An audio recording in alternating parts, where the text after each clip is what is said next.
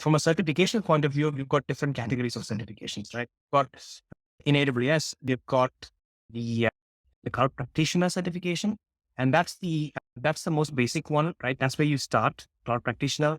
It doesn't require you to have any background, right? You can start really fresh, right? Even if you have zero cloud background and very limited, IT background, you can still, learn and become a cloud practitioner. And then the next step, the next kind of, more complex one is the associate certifications.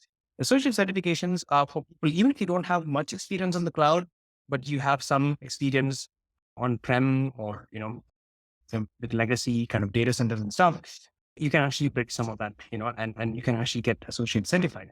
But once you get associate certified, right, and assuming that you didn't have any cloud experience, right, really hands-on cloud experience, that's the time when you really have to start, building some of that experience. We normally recommend the professional certifications for people who have at least 2 years of hands-on experience on cloud, on AWS cloud, right? That's when, we recommend that you go for the cloud, the professional certification, right? So that's where some of the stuff I mentioned, try to get hands-on as much as you can comes into play.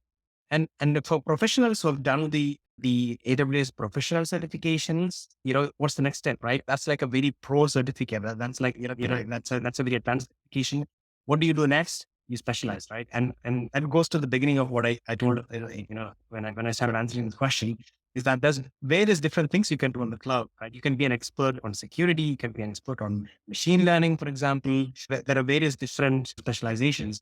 And we've got specialty certifications as well, specialization sort of certifications, which go very deep into one particular area, like machine learning and stuff on network, right? So when you have gathered enough experience and you want to kind of get the accreditation and put your knowledge to the test, to see if you are ready for a AWS specialty certification, that's the time when you actually go specialize and you attempt those exams and you get the credentials. So I hope that kind of Yeah. answers. So There you go.